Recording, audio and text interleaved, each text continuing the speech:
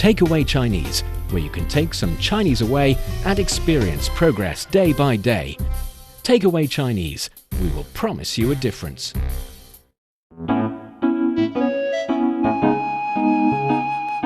你好，欢迎收听随行汉语 Welcome to Takeaway Chinese. I'm Niu Honglin with Steve Hatherley in the studio. Hello, Steve. Hello. Thanks for having me back. Great to see you again. Great to have you in the studio. Quick question. You speak 3 different languages. I do. What triggered you into learning those languages? Is there a specific reason or... Which languages do I speak?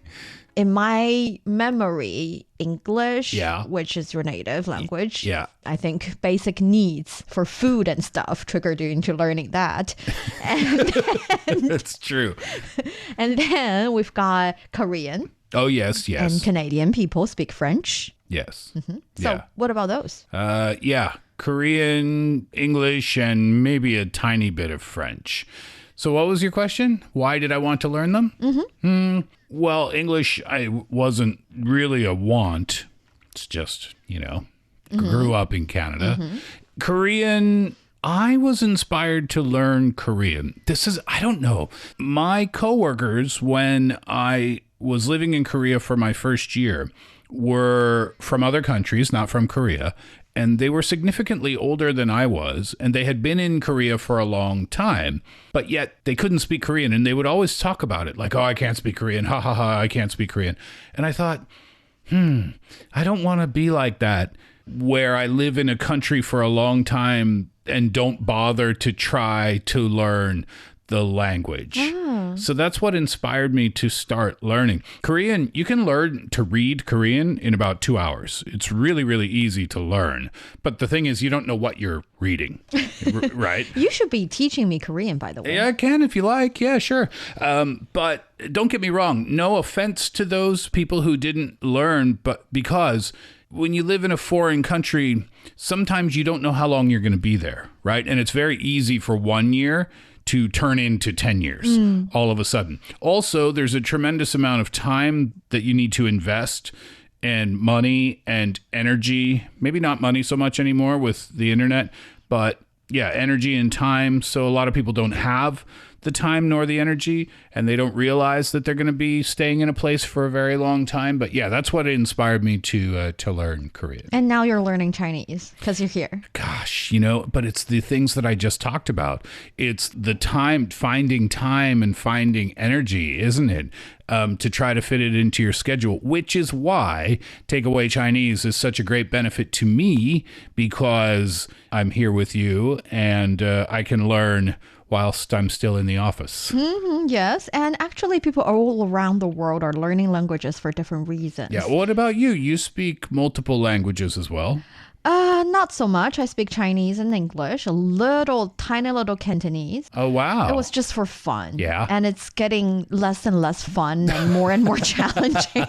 The deeper into the lessons that you go. Yes. Oh, well, maybe we can have a mini conversation in French someday. Oh, really, really mini. But the thing is, I realized that previously for English, I learned it in school. And for Cantonese, it's not that difficult because it's not that far away from Mandarin.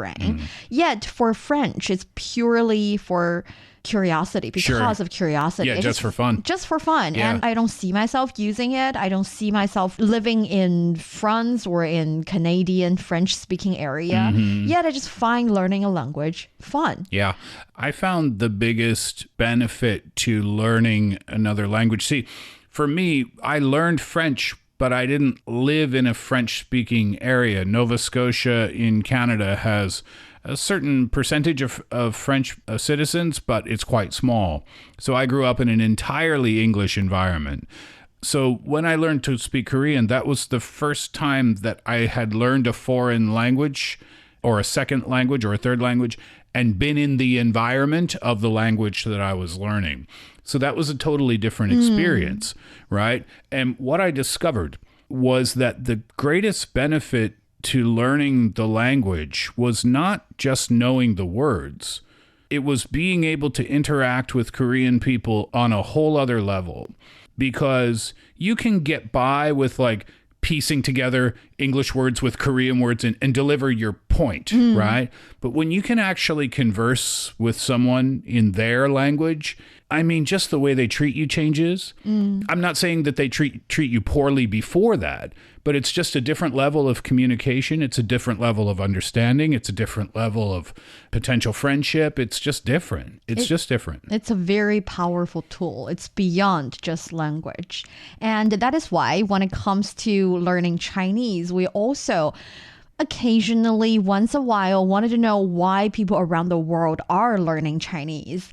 And we did a little survey on the internet. And in today's episode, we're going to talk about how netizens and friends all around the world reply to these questions. And we want to also talk a little bit about how the Chinese language actually evolved through time. New words emerged and fun expressions happen on the internet first and then moves slowly or really quickly into the society, into daily conversations. Yeah, question about Chinese, and I wonder if it's similar to the other languages that I learned. When you watch, for example, a historical Chinese drama, is the style of speaking totally different from how people use the language today? It's funny that you should ask because ancient Chinese language is really different from modern language. Yeah. Too different that if you use the exact ancient language to, let's say, make a TV show or movie, people won't be able to understand fully. Oh, it's that different. It's that different, which is why we learn about ancient Chinese language. We call it 古汉语 or 古文. 古文? Yes, 古 meaning ancient, and 文 is passage 文章 or 文字 words, and 古汉语 is ancient Hanyu, ancient Chinese language. And we learn about those in primary schools, middle schools, high schools, and if you are a Chinese major, you would most definitely learn it in universities as well. Yet, we do not use that language in historic TV shows. However, the style of speaking, if it's a really good production team, if they want to respect that period, there is this elegant and historic and also cultured way of speaking. So you can still sense certain words and certain expressions. It can be much more elegant than what we used to speak these days, but it's definitely not ancient Chinese. Yeah, I guess English is kind of the same. For example, if you read Geoffrey Chaucer or even Shakespeare. Shakespeare right? as well, Shakespeare is yes. a good example. Native English speakers can read Shakespeare and not understand what's going on, right? There's some similarities there, but there are plenty of differences too. So yeah, I kind of get what you're talking about. It's something that you kind of have to learn, but you don't really have to learn it unless you have some interest. Yes, but if those of you who are learning Chinese want to have a taste of, I don't know, ancient Chinese, if you're at that level, definitely it's something very different. But it would probably be like the final step in your Chinese language learning rather than the first step. Exactly. But for those of you who are interested in Chinese culture and for those of you who want to get a grip on the Chinese language, then this is a show for you. Stick with us for 30 minutes and you soon see the rewards. And for more fun Chinese learning, follow our Facebook page, Learn Chinese, to watch many fun videos and live streams. But now let's see what are some replies of the question, why do you want to learn Chinese? We published this question on multiple social media platforms and we're going to keep asking that question. So if you're interested in answering it, if you want to share your Chinese learning stories with us, you can find Niu Chinese or send your answers to Learn Chinese Facebook page. That's CRI Learn Chinese Facebook page. And also you can just comment under Takeaway Chinese. I'll answer this question first because I talked about French and Korean before. I want to learn Chinese because I'm here, which is kind of in line with what I had spoken about before. And I see plenty of other expats around and I watch them, right? Because I'm curious, how good is your Chinese? How not good is your Chinese? Some are very good at Chinese speaking. I'm shocked, actually. Yeah. And then, I'm shocked. And then you go on television and you see like videos online and they might as well be Chinese people. I swear their Chinese is so good. But yeah, so I see them interact and that kind of gives me a little bit of hope, I guess. Hope isn't really the right word, but for lack of a better word, Confidence?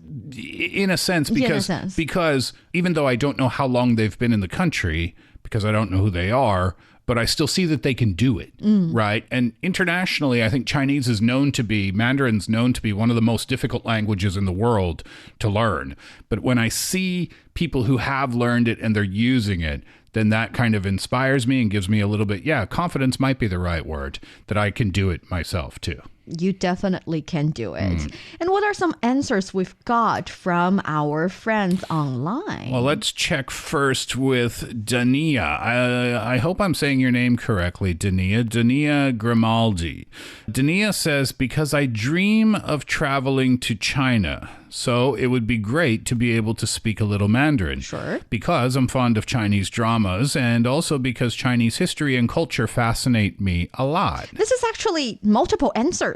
So traveling in China would be 来中国旅行. So come to China, 旅行, traveling. 旅行. 旅行. So 旅 carries the meaning of going to foreign or strange places. And the 行 is just to walk around or move around. So 旅行. 旅行, the word means travel, to travel around. 旅行. Yes, 旅行. 我想去旅行. I'd like to go travel instead of working all the time. Yeah. Something like that. Yeah, that's a great reason. Also, fond of Chinese dramas. Ooh, yes. So many people learn a foreign language through TV shows or sitcoms or dramas or films or what have you. It's just such a great way to do it, right? The funny thing about the word drama in Chinese is that now, if you talk about Chinese dramas, I would assume you're talking about TV series. And TV series in Chinese would be 电视剧. 电视剧. Yes, 电视 is television. 剧 is just a series of shows. So a drama. Television shows. Television shows. 电视剧. 剧. However, the direct translation of drama is 戏剧. 戏剧. Yes, 戏剧 is, again, the direct translation of drama. Yet, 戏剧in today's China actually means those kind of stage shows more. So if you say, well, 去看戏, I'd like to go see a drama. Like a theater performance? Like a theater performance. It can be a dancing drama. It can be a 话剧. 话剧 meaning just a stage show. And 舞台剧, stage show, literally. And also we're talking about 歌剧, so a singing drama or, singing performance. So if you talk about 看戏 in today's China, people would understand you're going to a theater. But yet, 电视剧 is TV shows. Yeah, TV dramas. Okay. So I think, yes, we understand that translating is really simple in these days because of technology. But you still need to know these little nuances because Chinese dramas would be easily translated to 中国戏剧. But I think Dania actually means Chinese TV shows. Probably, right? Yeah. And also the point about Chinese history and culture, you have an interest in that too, Dania. Yeah. And now I'm learning more about that as well. It's really quite funny, right? Because now that I'm here and I'm starting now to ask a lot of questions. And I'm starting to ask questions that even my Chinese coworkers don't know the answer to. Yes, and you do that a lot. And it totally makes sense because if you asked me anything about Canadian history, I wouldn't know the answer, of course. But I'm so curious and I'm starting to ask a lot of questions these days. And being here, Dania, in Beijing, 3,000-year-old city, it's just non-stop history, non-stop culture, centuries of it. Oh, a quick question. Sure. Going back to historic language and when it changed. So at the end of the 1800s and the beginning of the 1900s, you had the final dynasty in China, right? You had the Ming Dynasty, and then after the Ming Dynasty was the Qing Dynasty? Qing Dynasty. Qing Dynasty was the last one, right? Yes, the last feudal dynasty here in China. And that was around 1911 or so when that finished up. Is that when language started to change from a historic kind or a historic style into a more modern day style? Or my question is, when did that shift occur? Oh, to start with, the changing of language styles has always been there. So it has been evolving with time passing by, for sure. Yet, during that period of time, there was a movement of allowing people to speak essentially an easier language. So if you know ancient Chinese is more difficult to understand because it includes a lot of allusions. It includes a lot of historic backgrounds. And also it's actually quite dense with just one or two syllables. It carries more meanings. So it was kind of like a privilege for those highly educated. But during that period of time, scholars wanted to make sure, ordinary people would be able to speak for sure, but it's hard for them to write, to be literate. And that is why during those period of time, there was this kind of a movement allowing people to speak easier language and to use easier language in writing as well. That must have been a controversial time. Definitely. Right? Because the scholars would have thought, how can you do this to such a beautiful language? Why are you dumbing it down? Exactly. Yeah. But actually, if you really think about it, allowing more people to be able to read, write, and to express their ideas not only through spoken language, but also through forms of publication, that highly improved the level of intelligence, of education, of the literary level of the entire society. So that was quite an important move, I believe. Interesting. Yes. And moving on to some other interesting answers, we have a friend, Mstislav. Mstislav Skorobogatov. Thank you. That is really hard to pronounce, but thank you. And that was my best effort. I apologize if that was wrong too. This comment says, the most ancient nation in the world, huge respect, window to eternity. That's the answer to the question, why do you want to learn Chinese? Yeah. Yeah, that's a good answer. And actually, many answers echo that opinion. For instance, we have Stefan saying Chinese culture is vast and better to understand through the language lenses. So again, having interest in culture. And also we have Melissa saying, I love everything about China. Its culture, its history, food, ancient poetry, nature, beautiful cities, entertainment, drama fan again, and its bold ideas for the future. Learning Mandarin seems daunting, but essential to love the country. Daunting is a good word, Melissa. You've hit the nail on the head there. Challenging. But yeah, it is a beautiful language in a beautiful country with beautiful cities and a rich, deep culture. All the things that you just said are very, very true. Yeah, but for those who are learning Chinese, it's easy for you, or it's obvious for you. If you are lucky enough to be the one who's learning a language and then traveling to the country, you might already realize that the language that you learned from textbooks are quite different from the language people are actually using. Of course, it's the easiest example of English in English is the it's raining cats and dogs. Yes, I was thinking about that too. Yeah, nobody says that. But every English textbook has that expression, right? It's raining cats and dogs. It's raining cats and dogs. Of course, everybody knows what it means, but you don't hear people say that so much anymore. I think a textbook Chinese I can think of is 马马虎虎. 马马虎虎. Yes, so it's 马 is the horse. 虎 is tiger. Yeah. But 马马虎虎, putting together to start with, you should pronounce it as 马马虎虎. 马马虎虎. And what's the hu part? 虎 tiger. It's the tiger character. Oh, horse, tiger, tiger. Horse, tiger, tiger. But actually it means meh. It's like just so. It's not that precise. It's basically, I'm getting by kind of feeling. So if you say 你最近怎么样, how are you these days? And if the reply is 马马虎虎, it's like, it's okay. So do people say that? It's just so. The thing is, people still understand it greatly, but I haven't heard anybody using it for at least 10 years. So wait, what if Chinese... It's definitely not wrong.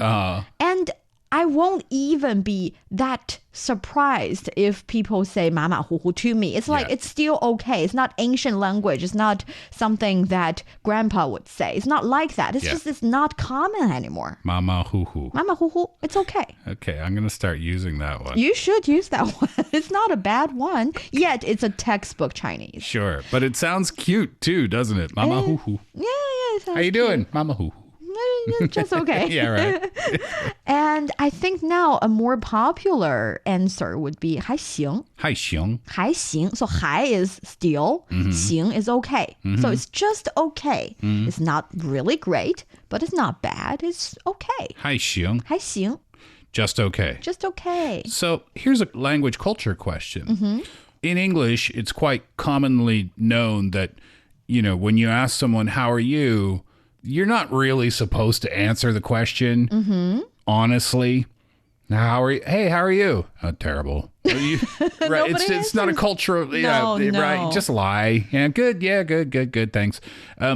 But a Swedish friend of mine once asked, hey, how you doing? And I said, yeah, good, thanks. They said, oh, really? Seems like not so good. And they explained to me, I don't know, this was just what they said. In Swedish culture, when someone asks, how are you? They are truly asking, how are you? So to answer in a negative way is completely acceptable. So I wanted to ask that about Chinese language culture. If someone asks, how you doing? Is it just kind of the way English goes? Like you just answer, yeah, good, thanks, even if you're having a terrible day? I think it depends on who's asking. If it's a close friend, you can share your true feelings. Coworkers. Coworkers that you're not really that close to. No, just right? say it's okay. Yeah, right. Yeah, right. So you're right. It's a cultural thing. Yeah. And a possible, yet not very probable answer would be 非常棒.非常棒.非常棒.非常棒. It means excellent. Oh, nice. 非常. Nobody answers that. Oh, really? Stop. You're teaching me plenty of things nobody says. This is great. But you can use it for other occasions. For example, if you're in a restaurant. How was the food? How was the food? You can say 非常棒. It's really great. And also, if you're having a new beverage and you want to recommend that beverage to your friend, you can say 这个非常棒. This is really good. I highly recommend. So it's really just really good. 非常means very, and good. 棒 is good. And this is also a textbook Chinese, but it's the kind of textbook Chinese that are actually right. But when people ask, how are you doing today? Nobody usually answers 非常棒. Do you say that in English? Hey, how are you doing today? Yeah, excellent, thank you. If you're in a really good mood, I guess that would be okay. It's not that common, perhaps. I think it's because 非常棒, even we translate it as very good, really great, it actually is kind of like 99% to perfect kind of great. It's too great. And another too great Chinese is 绝绝子. 绝绝子. 绝. 绝. 绝 is a Chinese character. It's like, it's amazing. It's absolutely amazing. And 绝绝子is kind of like an online slang. It's the kind of word that you only started to use in these couple of years here in the Chinese society. Yet it is used to describe absolute great. It's amazing. It's incredible. It is the best. So if you're recommending something to your friends, like again, takeaway Chinese. Yes, you say, you have to try this 绝绝子. 绝绝子. Yes. 绝绝子. 绝绝子. Takeaway Chinese. 绝绝子. How do you say is in Chinese? Oh, you don't. You don't say it unless it's a noun. Is a noun, like a horse is an animal, kind of is. Yeah. Then you say 是. Okay. But if you want to say the animal is cute, so noun is adjective, then you don't say the is. So the literal translation to English would be like horse cute. Horse cute or horse very cute. Got it. So takeaway Chinese, 绝绝子. Yes, takeaway Chinese, 绝绝子. There you go. You got a new slogan for the show. Also, I think these are the kind of words that 农人 would like to use. Who? Thick people. Thick? Thick. What do you mean thick people? Thick is... Stupid? No, thick is the kind of, it's dense. So for example, if it's coffee and you put in multiple shots, then it's heavy and thick. Yeah. But if you put in just half a shot and a lot of milk, for example, it would be thin, it'll be light. It'll be less strong.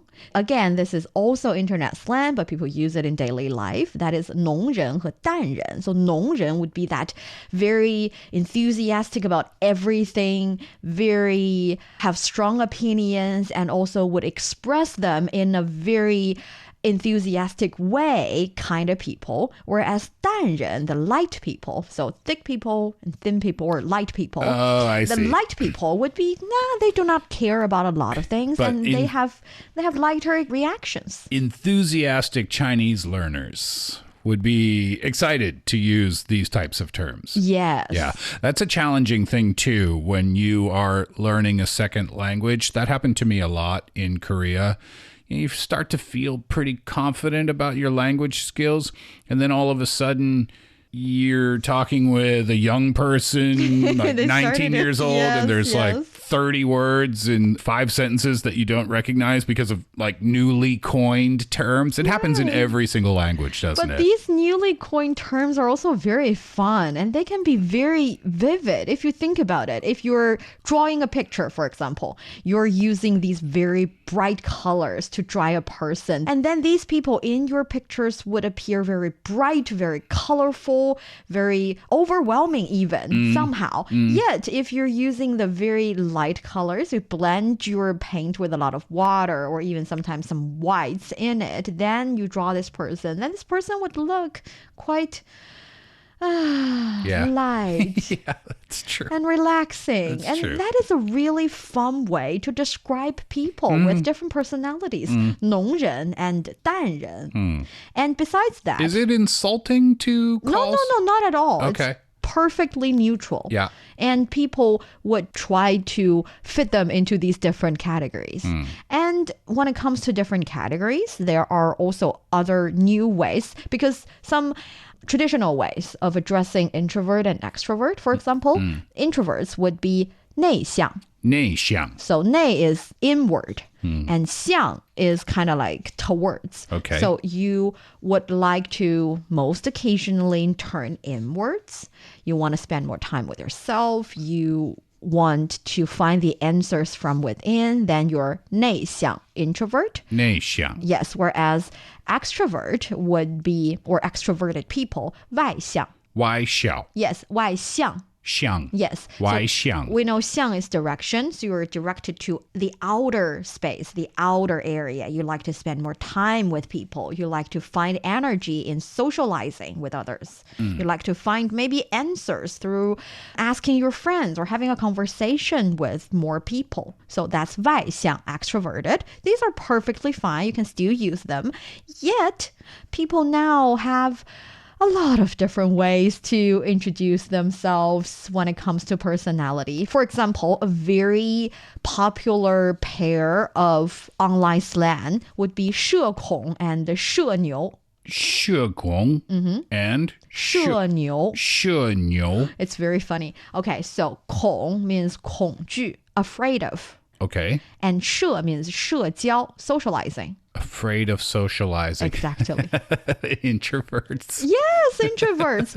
And it's even short for 社交恐惧症. So it's even worse than just afraid of socializing. It's social anxiety disorder. Yeah. It's like I have a phobia, and my phobia is towards socializing. 社恐. So then is this something that you can say to Definitely. someone? Oh. It's not a clinic not diagnose. Right. No, it's just a little bit exaggerating way of describing the situation. Because again, everybody can be a 社恐 at certain occasion and a 社牛 on other occasions. So it's not a fixed state. You can even say 我社恐发作. So I am having a panic attack because of this social situation. So, and 社牛, we've already mentioned it. It means someone is socially awesome. It's socially awesome syndrome. Socially awesome syndrome. Yes, because 牛 carries the meaning of really good at something. So 社牛 is like this person is really good at socializing with others. Oh, so they're does this mean that they're quite socially talented? Yes, and they enjoy socializing quite so much. Oh, so this isn't about, they're super energetic and super happy all the time. It's more about their ability to get along with other people. Yes.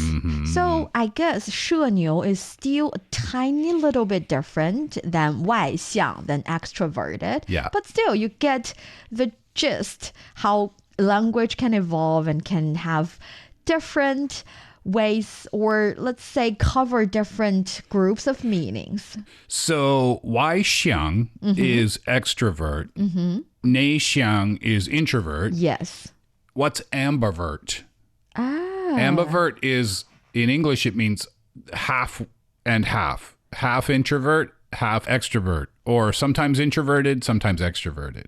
Do you have a word for that in We Chinese? do not have a word for that. But actually, it reminds me of another way of describing introverted and extroverted people. That is I人 and 艺人. I and E, introvert, extrovert? Yes, and 人 is just person. And from that angle, you have ambivert people. That is 爱意.